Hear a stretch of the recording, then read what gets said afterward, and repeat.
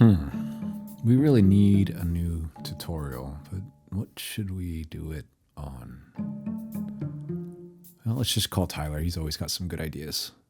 It's the pigments. It's the pigments. Hey Tyler, it's Adam. You don't have my number saved. Anyways, it doesn't matter. I was just wondering if you have any good ideas for our next video tutorial. I'm running out of stuff. I might have something. It's a bit of a reach though. Welcome back to another tutorial from the Army Painter Academy. Our friends at Mantic, who love American biscuits and gravy by the way, just ask Ronnie, sent Tyler, Master Chief Mengel from our studio team, an early copy of the new Noble Team expansion for their game, Halo Flashpoint. Watch in first-person shooter mode how our claw-gripped miniature master applies his famed techniques on Carter, Kat, June, George, Emil, and even Noble 6 in this expanded tutorial. We are going to be painting the full fire team, but we're going to focus on Captain Carter and share some of the work across the rest of the team to give you an idea of how you can paint yours at home using the full range of Warpaint's Fanatic, including John Blanche Masterclass, Warpaint's Historical, Speed Paints, and yes, we even did some priming and base coating with the Warpaint's Air Range. After applying that initial Zenithal Prime and base coat, Tyler carefully applies Speed Paint High Lord Blue using a Wargamer layering brush to aid in hitting some of those finer details. He's focusing this on the armor of Captain Carter. Now, if you paint outside the lines a little bit, it's not the end of the world at this stage, as we'll be applying other colors later. And if you do want to tidy it up, you could simply use ash gray or uniform gray to cover up any of the overspill. For the remaining members of the Noble team, we'll apply that same speed paint base layer. For Kat, we'll use a mix of Battleship Gray and Tidal Wave. And then we'll use one of my favorite speed paint colors, Mummified Grime, for Emil. We'll follow that with Blood Red for the alternating armor plates here. Now June's gonna feature a base coat of Camo Cloak. All right, we're gonna get a little wild for George here with a mix of Maggot Skin and Algae Green for the lower panels. We'll follow that up with the rich yellow of Ancient Honey on the remaining panels. And Tyler's also going to add some blood red onto other details of George. And now on to player 1, Noble 6, we'll use Gravelord Gray for the armor base coat. Back to Captain Carter, Tyler's using a precision chipping brush and a bit of ash gray from the Fanatic range to weather the bottom armor plates. This is going to give a really cool worn armor effect that he'll refine with a Wargamer layering brush for a more controlled application. Next, he's going to apply a loose dry brush of the same color to help blend some of the previous Zenith work on the lower legs and arms of the captain and the other models in this fire team.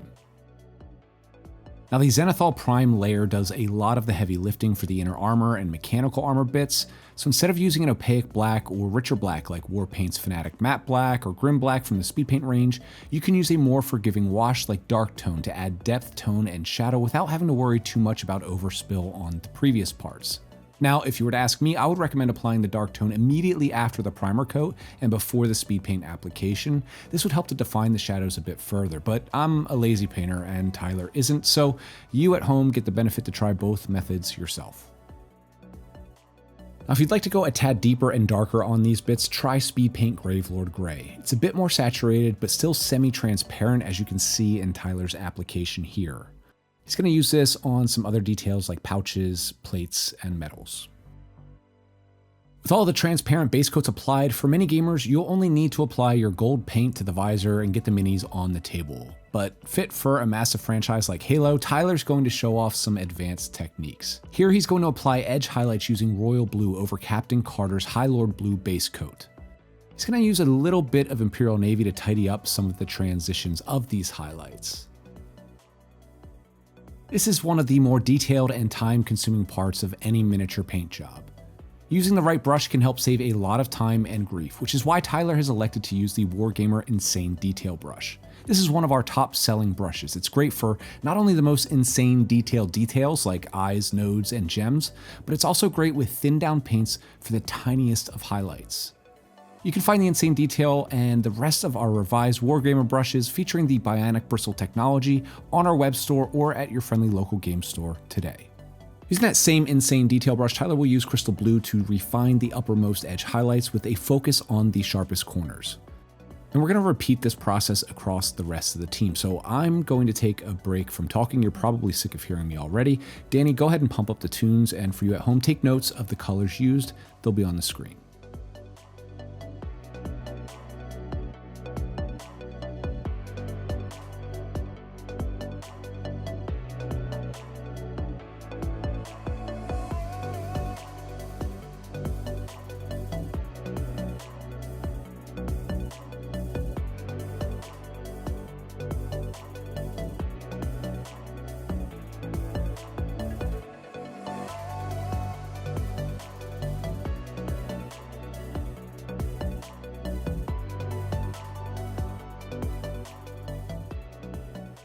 All right, I'm back. Now, I've long been a fan of Tyler since I discovered his blog and his article series during his time at Warhammer Community, and it's been a lot of fun to watch the mind of Mengel evolve. His use of speed paints and fanatics is smart, efficient, and looks exceptional. If you think so too, be sure to like and subscribe for more from the Army Painter Academy series, and leave a note in the comments letting us know some of your favorite fanatic speed paint combos. Tyler's going to use a bit of uniform gray flexed up to ash gray from the Cool Gray's flexible triads for the mechanical armor and black armor on the team. That insane detail brush is proving to be the MVP of this tutorial thus far, this time using it to apply some freehand markings and to tighten up some of the armor using Dragon Red.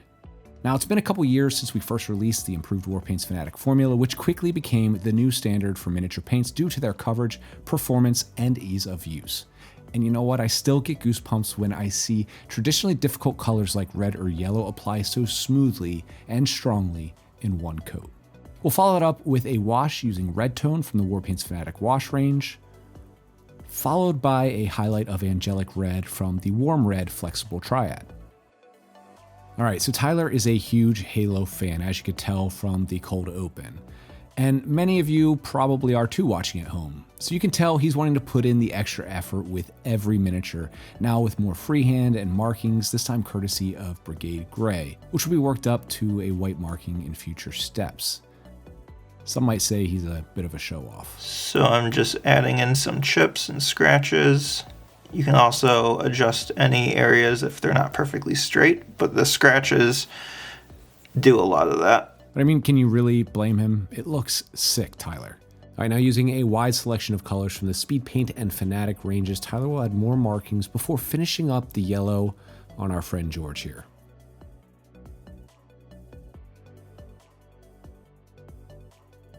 Going back to the basics, or base coats rather, using Ironclad Gray from the John Blanche Masterclass series to tidy up the undersuit. Then we'll apply a shade with dark tone over the same areas. Already with these two layers applied, it really makes the armor plating work stand out incredibly. You can then use deep gray to apply a simple highlight on these inner details. This time we're just going to pick out the most prominent areas and keep it fairly small because we want it to read differently than all the different grays and blacks we've done. So we want it to read way more matte and rubbery and gray. Now we're going to jump to some colors from the Warpaints historical range, which are always handy to have in your own acrylic arsenal, starting with mid-battle dress. Then we'll apply a shade with strong tone. After that dries, he realizes that it's not as dark as he wants it to be, so he's going to apply another 2 coats afterwards. Then we're going to go back to reestablish those highlights with the previous opaque colors. We're getting close to the end of the level here, so that means it's time to paint the patented visors. We'll begin with true brass for all of the team members except for Kat and Emil. We're going to follow that with a wash of strong skin shade, and the inherent ruddiness to this wash works great with yellow tone metallics. Once it's dry, you can highlight the visor with the previous true brass. So you can see I finished the gold for his visor, which was done in the same manner as all the other ones. He's got his little skull face, so I've got some dark tone. And I'm going to paint the dark tone right into the skull and avoid the gold. Followed by a blend of true brass and mithril for a highlight on the finer details. We'll round out some of the other metallic details using heavy metal on the metallic parts, washed down with dark tone. And then we'll darken some of those bits as we discussed earlier with a bit of speed paint Gravelord Gray. We'll highlight these metals with a mix of edge highlighting and dry brushing techniques. And once finished, we'll paint up Cat's visor. I think Tyler forgot. Poor Cat, but we're glad he remembered as he uses cobalt metal for a base coat shaded with blue tone wash, then highlighted with plate mail metal. Looks great. And again, Tyler being a little extra puts in the extra effort painting in the tiny screens, starting with a base coat of Highlord Blue, speed paint, and then highlight it up with some more Paints Fanatic Aegis Aqua. Now onto the bases, we're going to apply a base coat of Ironclad Gray, and we'll follow that with a layer of hardened leather on the dirt and grit portions. Now once that speed paint has dried, Tyler will share a super pro tip and one I've been using at home by thinning speed paint Howling Sand, co-developed with our friend Dana Howe, with some speed paint medium to add a dusty glaze.